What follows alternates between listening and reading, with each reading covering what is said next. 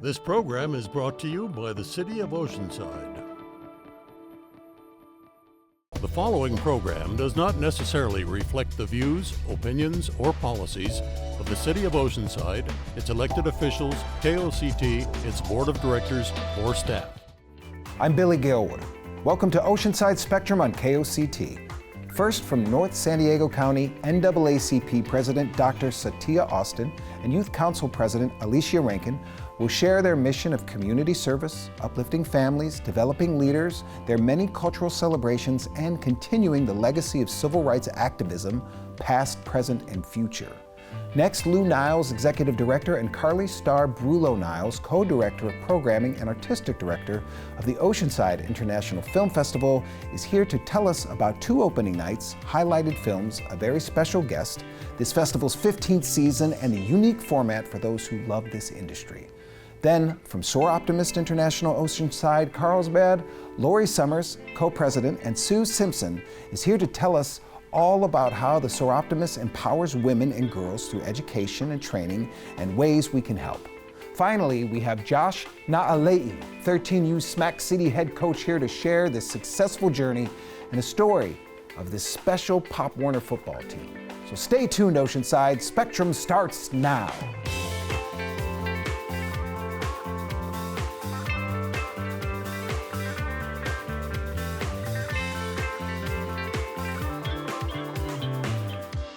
Let's welcome North San Diego County NAACP. Joining us is Dr. Satya Austin and Youth Council President Alicia Rankin. They are here to share their work of building community, inspiring youth, and creating lasting change. Welcome. Thank you. Thank you so much for coming. It's such an honor to have you both here today. And the NAACP is the oldest civil rights organization. Absolutely. We are 117 years old this year. 117 years yes. old. Amazing. Mm-hmm. That's incredible. Well, we're so happy to have you. Thank you. Well, I'd love to hear about your mission, and then after we can hear about the Youth Council. Yes, thank you. So thank you for addressing that question, or asking that question rather. The NAACP is built up of a lot of things having to do with standing in a gap for deficits that otherwise are not addressed. So we're talking anything about education, healthcare, anything having to do with people, we address it. Yeah, that's wonderful. Yes. So you're really there for the people. Absolutely. Well, we try to be. And so I know we've had a legacy of civil rights, we had a legacy of advocacy, but again, we have to now pivot for today's times. I understand. Yeah, and how about the Youth Council? Yeah, so we have some of the similar goals with the adult branch, but we want to focus mainly on the youth and youth advocacy, shaping them for leadership for the future, economic sustainability, juvenile justice, just a couple things just like the adults, but we focus more on the youth and developing them for adult life. Wow, you're covering up such a large spectrum of categories, helping so many people out. That's wonderful, wonderful work you're doing. Thank you so much. I'm especially proud of the youth because this year they turned 90 years old for our national scope of things. It's funny to be, it's 90 years old, but it's the youth. It's the youth. But that's great. That stretches a long, long time. So thank you so much for what you're doing. Thank you for allowing me to be here. Can you tell us about STREAM and the School Readiness Initiative? Absolutely. So our STREAM program is basically called our AXO, which is around 48 years old now as well. Like different people in our communities have gone through this program where it allows them to address the arts, it allows them to address STEM programs and things having to do with normally that you would not necessarily have. AXO is an academic program as well as it addresses the arts as well as school readiness, what you're talking about. And so we have a local competition. I want to say we've been doing it locally for about 8 years now. So we get to take students who are interested in these particular things. They compete locally for their categories, which is 33 categories. We take them to wherever the national association is having these programs, and they get to compete for scholarship monies, for notoriety. There's several celebrities now that have gone through this program. The school readiness, we actually just were awarded a grant where we get to now adhere to the things that the schools right now aren't able to take care of. Not saying that they cannot, it's the fact that with funding and things of that nature, we're now awarded that money. And the Youth Council actually has a similar program to where we're going to work together to make sure that we're preparing people for college. We're making sure they have opportunities for workforce development. We want to make sure that now even parents who I know, like when COVID happened, a lot of parents were very timid about educating their kids, right? Because that's something they went to school for. Right. But we're going to have a program that's going to now empower the parents so they can be able to help their students. And so that's kind of what we're doing on the education front with our STEM and our school readiness. Yeah, that's wonderful. Yes. It's interesting to think about empowering the parents. Absolutely. You know, it's a whole family there going to school. Absolutely. And that's We're even wonderful. going to provide childcare for those who, parents coming in. And we know Yeah. parents have a job. They have their own work and making sure that they provide for their families. So let the educators do our part. Right. Oh, amazing. Incredible. That's so good.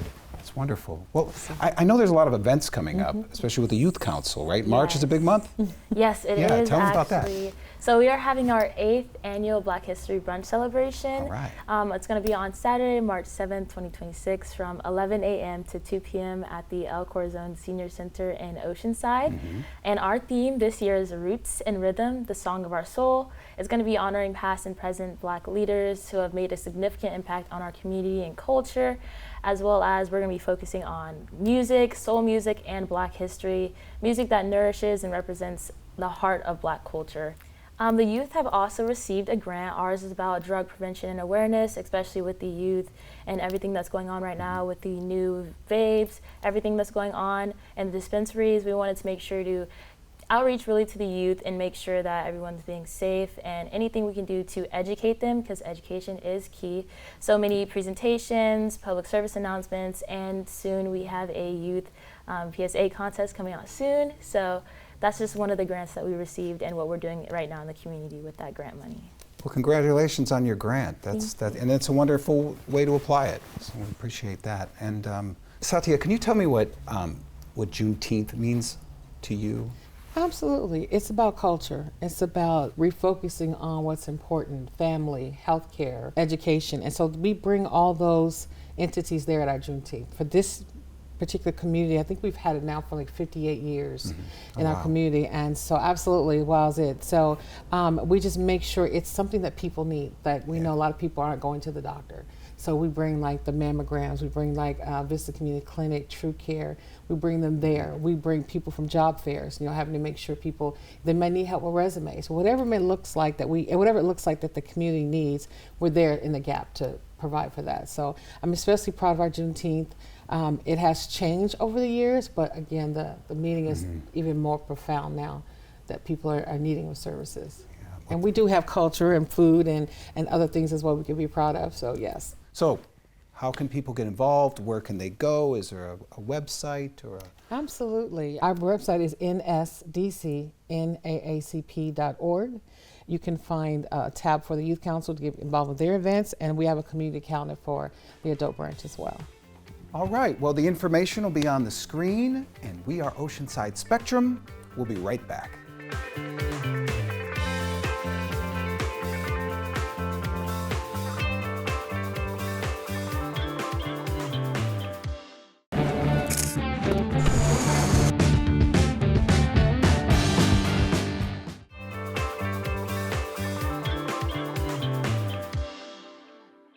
Welcome back. We're excited to welcome Lou Niles and Carly Starr Brulo Niles from the Oceanside International Film Festival here to share what's coming up for season 15 and a fabulous week of film. Hey, you guys, good to see you. Good to see Thanks you. for having us. All right, thank you for coming. Well, 15 years. Yeah, we're really excited. It's 15 seasons, 15 years, however you look at it. Started a long time ago by OCAF and a new nonprofit running the festival now for about 4 years. So we're really excited to celebrate 15 seasons. We've got some special things going on. We're going to be at 2 venues this time. Oh, cool. We're going to kick off with a very special Surf Saturday on February 21st, Saturday at the Brooks Theater. Okay. We've got so many surf films sent to us this year that we thought, hey, let's do a whole day. I mean, we usually do a Friday night or a Saturday night, but this is going to be a whole day starting at noon at the Brooks Theater on the 21st. Tell me about the opening 2 nights. Yeah, well, Surf Saturday being all day from noon until about 9:30 at night. We've got films from all over the world. We've got films representing Ireland and Portugal. Mexico, Ecuador, and some local films in Taiwan. There's a local filmmaker from Carlsbad who made a cool film about the history of surfing in Taiwan. Oh, cool. We've got an alumni named Lucy Small who submitted a film a couple of years ago that was really great, and she's got a new one about a nonprofit in Ecuador. She likes to travel around and make good things happen for people. So we've got those stories, and we got a couple big features that are based out of Orange County. The OC Effect, which is about kind of the explosion of the apparel industry in the 80s out of Orange County and Costa Mesa. And then this crazy kind of maverick surfboard shaper guy named Lance Collins. We've got a feature documentary about him on the day as well. It's a really fun day. Lou curates Q&As all day, and we have a red carpet. So that's our festival's opening day red carpet at the Brooks Theater on the 21st. Incredible. Yeah. This is so great. I can't wait for it. I can't wait to see the films and see you on the red carpet. Yeah, you can't see the films. These films you can't see other places. So it's not like they're streaming or they're online. They're on a festival run. So this is the maybe the only place you ever get to see them, especially these international films. So we kick off at the Star Theater on Wednesday night the 25th with Desert Angel, a very time-appropriate film about immigration and this amazing, impactful film. We kick it off with the red carpet there at the Star on the 25th. Then we have great films, international films, and regional and local films Thursday night and Friday night, Saturday day, and then going into a very special event on Saturday evening. Yeah, we have director Catherine Hardwick, who is coming. She was the director of Twilight and Lords of Dogtown and 13, and she just has an entire portfolio of beautiful, like, cult classic films that she's directed. So we're going to do a one-on-one. I did 3 movies with her, so it's kind of cool. We reeled her in, and she's coming to Oceanside for the weekend, and we're going to do a one-on-one just later in the evening at the Star Theater. And we have a red carpet through the whole day, of course. Every day we have Q&As and red carpets. But Catherine is going to bring a special behind-the-scene props and sketches, and that's going to be amazing. And then most importantly as well, after Catherine is our award show, and that's amazing. So we bring in people from all over the county to help present awards. It's a fun night. And we really wish that the community and the industry would come to it, because we have more seats at the Star Theater this year. We're going to have special guests presenting, and it's a fun time. And then we have an after party that's going to follow the Star Theater on the 28th of February. What an experience for people that are coming. And by the way, what you two do for North County San Diego is on behalf of North County San Diego, we'd like to say thank you, because it's just like you're always in so many different things, and it's such a special thing to bring to Oceanside. What is the experience that you would like people to have? Yeah, it's it's very unique because you get that opportunity. As Carly was saying, we have these Q&As after most of the film blocks. The international filmmakers, local and regional filmmakers. So these are people that have actually gone through the process of making a film. So whether you're just a fan of films or an aspiring filmmaker yourself, this is an incredible opportunity to be able to ask questions, to talk to those people, or later in the lobby or on the red carpet, the experiences, or get some advice on how they did things in the film or what their concept was behind that. So it's you can't get that anywhere else. It's very unique. Yeah. It's such an honor to keep film alive in the county, you know. Sterling Anno and I are the programmers of the festival, and then we have an amazing jury everywhere from San Diego to Hollywood to New York. And then we have our collective committee where everyone works so hard, and down to KOCT Television, who comes and helps us on the red carpet. I think it's a true reflection of how you make a film and how you complete a film. It takes a village. Yeah. And the most beautiful thing about it is we're all volunteers. You know, there's not $1 passed through any of our hands, and we just do it to, you know, bring it to the community, because it's so important. That feeling where you sit in a theater and you're watching emotions and people's hearts and their souls that they've they have really labored on, and they completed a film, which is one of the hardest things you could ever do. And with international and local films, that's what's fascinating about it. It is a reflection, it is a lens of what's going on in the world. So this year's festival will reflect what's going on in the world right now, because you cannot hide from your emotions and your creativity on that level. That's so fun. Yeah. It's so much fun. I can't wait to see it. I'm so excited. And I hope time. you join us on the red carpet. I would Billy. love to. I would love to, because I'm a fan and an aspiring filmmaker. So it's right when you were saying that, I'm like, are you talking to me? Yeah. So that's rad. awesome. That's great. Yeah. Oceansidefilm.org. Yeah, that's where I was getting to. How can people volunteer, Yes, get involved? that's Where do they right. get the information? Say it one more time. Yeah, Awesome. Tickets. Oceansidefilm.org is where all the information is about the films, the schedule, and click right through there to buy tickets to the different film blocks. Incredible. It's Yeah, gonna be get some great. tickets. It's some a really tickets. cool thing. I mean, Oceanside, California has an international film festival. Amazing. Amazing. Yeah. Putting Oceanside on the map, though it's already on the map. Yeah. Well, thank you so much. This was Thanks, awesome. Billy. Thank and, you. I can't wait. Yep. I'm so excited. Yeah. And stay tuned. We'll be right back with our next guest.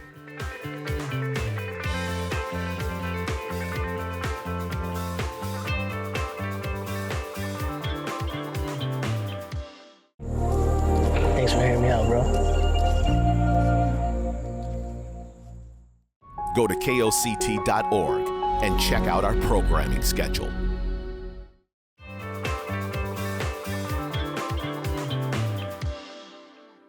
And we're back.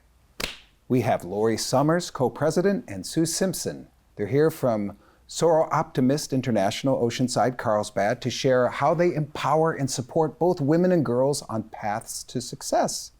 Welcome. Great. Thank you for having us. Oh, it's my pleasure. Thank you so much for coming. We love your mission. And can you tell us a little bit about it? Yeah, absolutely. So Soroptimist, it's a global volunteer organization where we provide training and education, access to education to women and girls, and to achieve their economic empowerment, especially for those who have obstacles in their lives. So that's our mission statement. Wonderful. Well, thank you so much for all the work that you're doing. This is great stuff. Yeah. How can people get involved? Like the Live Your Dream Awards. The Live Your Dream Award. So that's an annual award that we have for women who are choosing to go back to some kind of educational opportunity. And it's an award, not a scholarship. So it's an award for them to use as they see fit, that is going to help them out as they're on that journey for advancement.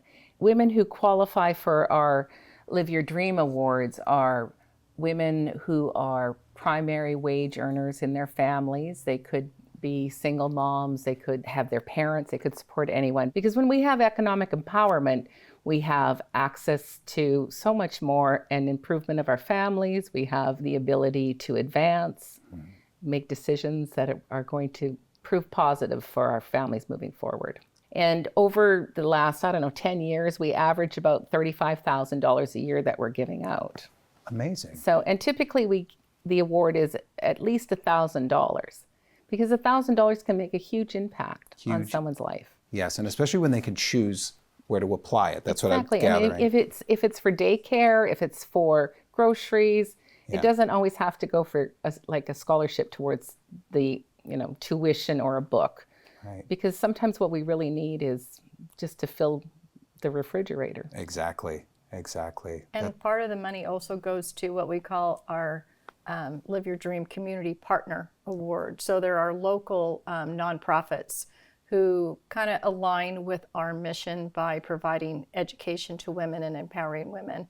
And so they apply for grants from our organization. So part of that $35,000 then also goes to another organization that we can help them out to do the same type of work. Organizations helping organizations. Right. Yeah, paying it Absolutely. forward. That's wonderful. And where can someone go to sign up, volunteer, get involved? Sure. So of course we have our website, so Soroptimist International of the Americas is kind of like our umbrella. We're under that. So you can join a club, a local club, whatever is near you, ways to volunteer, go on to social media, Facebook, Instagram, whatever it might be.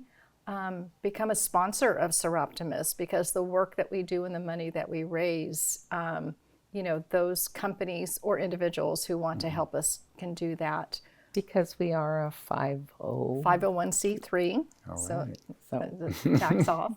It's tax deductible. And then also, if joining a local club doesn't work for someone, you can actually go on to liveyourdream.org and be an advocate, online, and work through it that way. So there's lots of ways to be able to help us support women. Wonderful. And while our local club supports our local individuals, Soroptimist is international. We have 165,000 women across the world who are working to advance other women.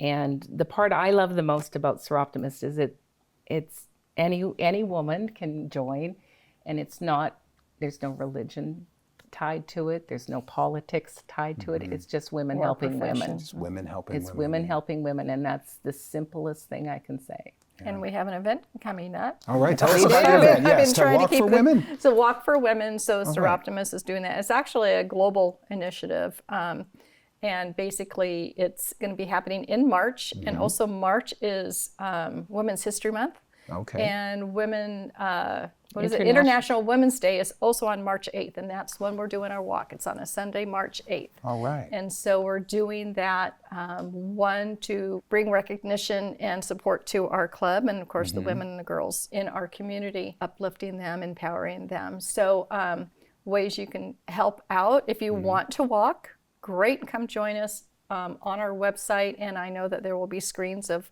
our website address on there. You can go there. Or if you're not a walker, donate, because the money that goes towards our walk are going to all our programs that help the women and girls. Wonderful. And how long is the walk? We're making it easy. So it's just a 2-mile walk. We're going to start this year in Carlsbad over the Carlsbad Village Fair. Okay. Walk over to Tamarack Beach and come back. And there's like a little courtyard in there that we're going to meet. And then afterwards, anyone wants to stick around, hit one of the restaurants or something for coffee. We're going to start at 9 a.m., not too early for everybody. 9 to 10 takes just about an hour. Yeah. So that's what we're going to do. Good time to walk. Get up, get to feel the fresh air of the morning. And can anyone join the walk? Yes. It's not exclusive just to women. It's great. We're never exclusive. Okay. We hope you can come. Me too. That sounds like a lot of fun. And get one of these nifty shirts. And I want a shirt and a little exercise and help support such an amazing, amazing thing you're doing. Thank you so much. This was a lot of fun. Thank you for having us. Yeah, that was so great. This is KOCT, and we will be right back. Thanks again.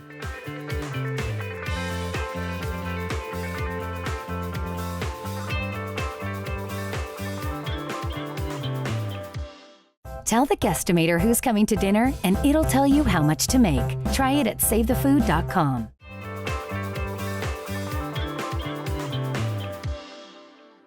Welcome back. We are here with Josh Naleai, 13U Smack City head coach for Oceanside Pop Warner. And they're here to tell us about an uplifting story and the journey of a very special football team. Fellas, welcome. Thank you for having us here. Who do you have here with you today? This is my son, Jacoa Naleai. He was our quarterback for the team. Our team name was called Smack City, and we were for out of Oceanside Pop Warner, 13U. Well, congratulations. Thank you you. had 3 teams playing. Yeah. And can you tell me about you had a very special victory. Yeah. Can you elaborate on that? Tell us about what you did for Oceanside. Yes. So we took a team out to North Carolina to play in the Pop Warner Super Bowl. And we played 3 games when we got out there. We played a team from the Bay. We played a team from, where were the other teams from? It was the Bay, Florida, and Philly. Philadelphia. Florida team that we beat was actually the returning national champs. And then we ended up taking them out. All right. To bring back home the title. In addition to us was the 14U Oceanside Warriors and the 11U Running Pirates that went out there. And the 14U team won as well. And it was the first time that any program had 3 teams that represented at the Super Bowl in North Carolina. All right, they can't handle Oceanside. Yeah, we definitely put Oceanside on the map. Yeah, absolutely. But you told me earlier, you said 20 years since? Yeah, 20 years ago, there was an Oceanside team that won. I don't know the exact date. Yeah. But I believe it was a 10U team that won the national championship at that point. Yeah, man, that's awesome. For us, it was special, man. I mean, we have been together since some of them as early as 6 years old. You know, it's their last season before they go to high school. Majority of them will be going to Oceanside High, but some will be splitting up. And so it was awesome to just be part of that journey. For sure, for sure. And how do you feel it impacted the community, like the support you're getting from the city? You know, I think that the support happened before we even went out there. Yeah. In 2023, we qualified for the national championship, and we didn't have enough funding to make it there. And so we didn't end up going out there to compete.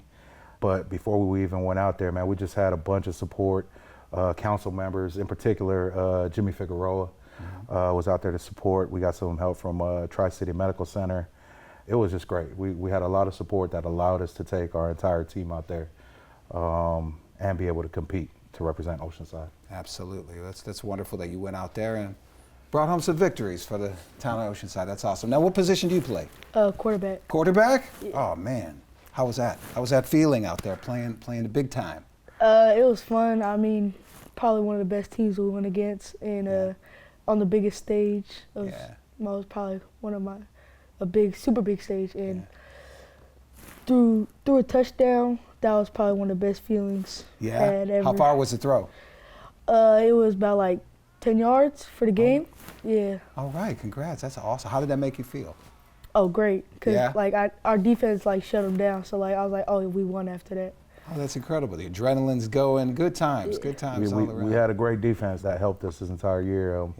We had another local dude that was on my staff, Matt Sangy, and he oversaw the defense, and they were just a force to be reckoned with. Yeah. Going into the championship game, we shut out that team, Enon, and then we shut out West Chase in the championship as well. What makes this a special team? It's probably like our brotherhood, because like most of the kids that I've grew up with, we've all been together like super long. We all go to the same church, sleepovers, all that. And, like most likely we'll die for each other on the field. So like that's probably why we won. And nobody has a stronger family than us. That's it. It's more than a team. It's a family at this point. Yeah. Absolutely. I mean, I hope nobody do die, but they definitely a strong chemistry. That they've been playing together for a while, and in addition to football, then some of them play together on a basketball team as well for Oceanside Finest with Coach Donald. Yeah, that sure does make it a special team. I mean, when you're winning out there with your family, it's probably an unbelievable feeling. It was amazing, and I think that's the other piece that I wanted to touch on is that, our players that we had on there, they come from great families, and I think that was something that definitely was at the forefront for us. I mean, we went out there, we shared a lot of meals together. Yeah. The families were out there helping us do the fundraising. And I think that was always one thing that I looked for when new people would come onto the team, is what kind of families they came from. And so I think that helped us, get to the point where we were able to bring back this national championship. That's incredible. Is there a website where people get involved or volunteer or anything like that? Yeah, so Oceanside Pop Warner, and they're always looking for coaches. If you're interested in giving back to the community, getting connected to kids, I think it's a great way to get connected. My neighbor is actually a coach that jumped onto the staff just because he wanted to get connected to the community. Now he knows more people than he had ever imagined in a short amount of time. And it's great to be in touch with the youth. Yeah, it's not just helping the kids; it's helping the coaches. Absolutely, it's a win-win all around. Well, we couldn't say congratulations enough to you guys. Thank you so much for bringing back a championship to Oceanside and for having an amazing experience and for coming on and sharing your story. Thank you for having us. Thank you so much for coming, you. and thank you so much for watching this February 2026 edition of Oceanside Spectrum. It's always a pleasure to highlight so many incredible organizations and individuals who are making a real difference in our community and to share their significant events that bring us together as one. Be sure to visit their website to learn more, volunteer, or to support them. From all of us at KOCT Television, we thank you for watching If you would like to be a guest on the show, please visit koct.org/spectrum to find out details on how your nonprofit can be a part of Spectrum. Stay up to date with all things North County by following KOCT on social media or visiting koct.org. Thank you so much. My name is Billy Galewood, and we'll be seeing you, Oceanside. On the field. Watch out, because we're coming for you.